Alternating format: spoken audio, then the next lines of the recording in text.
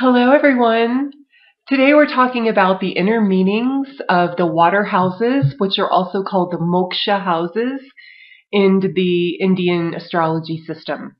But I'm going to call them water houses today because I want to try to go between the two worlds of Vedic astrology and Western astrology and bring on some Western astrologers to learn some Vedic techniques because it'd be really cool. And you get a lot of insights when you call them the moksha houses. They are the water houses, which are houses 4, 8, and 12. And in the Vedic system, they're called moksha because they're houses that seek truth and enlightenment and total freedom. And each of these houses represent a certain aspect of that journey. And today I'm going to talk about the fourth house, the inner meaning of the fourth house, and how you begin your journey along the path of enlightenment or moksha or seeking truth or getting closer to God, contemplating spirituality, all those kinds of things, okay? So the fourth house is a moksha house, but it's also an angle. So it's also a house of foundation. It's a foundation of your life. The first, fourth, seventh, and 10th are all angles, and they're all foundational to your life. The first is you, the fourth is your home, the seventh is your spouse and your business, and the 10th is your career. So all of those things form a foundation for your life, okay? But the fourth house being your home, it's also your emotional state, and it has a lot to do with your mother. It does represent the mother.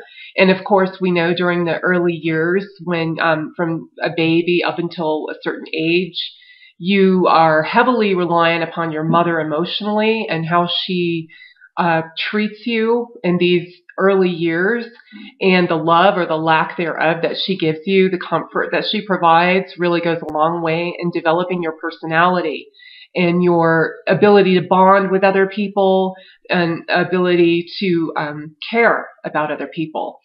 The fourth house is also, it's a house of the past. And what it means in relation to seeking enlightenment or seeking truth is that it's all of the past knowledge in regards to that subject that has come before you that you can take and learn from, like all of the spiritual texts. You know, if you're a Christian, it's the Bible and it's other Christian writings of other Christian mystics and saints.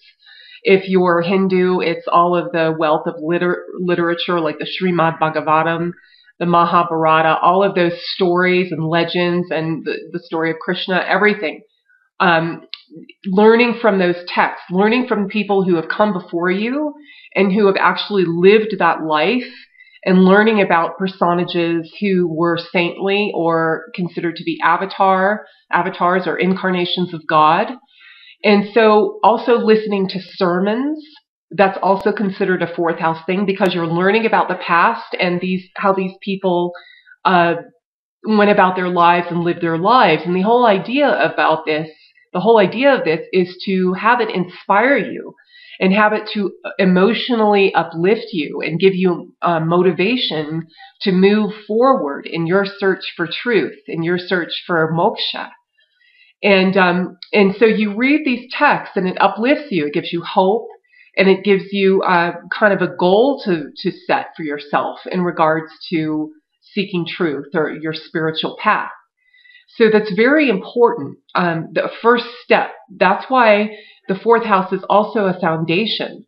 So you're setting a foundation for your spiritual seeking when you're learning about people who've come before you and walked this path. And so it's any kind of spiritual literature. You know, it's not just of any of the organized religions, but it can be of people like Edgar Cayce or, you know, somebody who is considered a mystic, and Gurdjieff, you know, people who have experienced otherworldly things and write down what they've experienced for your benefit.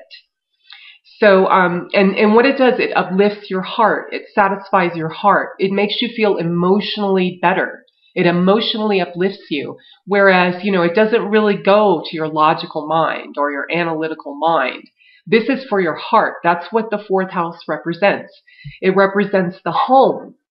So, we go home to feel comforted. Home is where we go where ideally we should feel peaceful and where we should feel rejuvenated. And these scriptures, these stories, they rejuvenate us to seek and to uplift us. So that's one of the inner meanings of the fourth house. And then also what it does, the fourth house, when you do this, it gives you spiritual and emotional strength.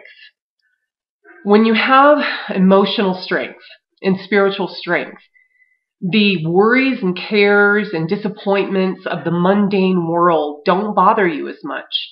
And you have that strength to move forward and be happy in spite of it all. Okay? And you can also, when you have this strength, you're able to reject actions or people or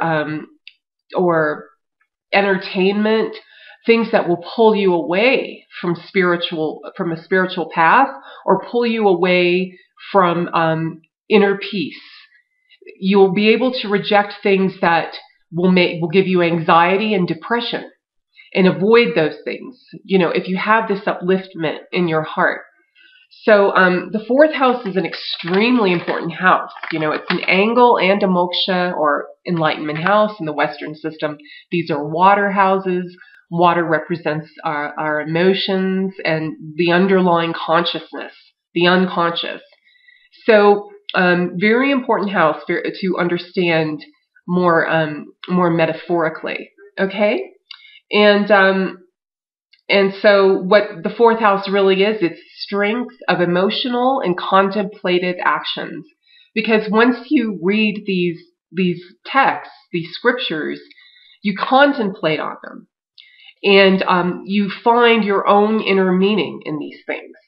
And then you go on to the eighth house, which is union or yoga, or merging with something greater than yourself, merging with a higher spiritual ideal. And then you move on to the 12th house, which is self-realization, which is realization of everything being yourself. And then after you've gone through those other two steps, you do the cycle again. You come back to the fourth house and read some more scripture, or perhaps read the same thing that you had read before, but understand it in a new way. And then you go on to give your yoga practice or your prayer practice or whatever it is that you do. And then you go on to more realization of who you are in certain aspects of yourself and how they are incorporated into the whole. Those are the 8th and 12th houses, which I'll be doing videos on next. Okay? So yeah, that's all for today. And I really wanted to talk about that inner meaning of the fourth house. The outer meanings, of course, is the building that you call your home, and vehicles, your car, your bicycle, your boat, whatever it is, your mother. It's the actual manifestation of your mother. It's any ponds, lakes, swimming pools, those kinds of things in your home. So those are all the outer manifestations, physical phenomena that the fourth house produces. But I wanted to talk about the inner meaning today. So yeah, that's it. That's the first of my series today on these inner meanings of the water houses. Okay, so that's all for today, and thank you very much for watching. Bye.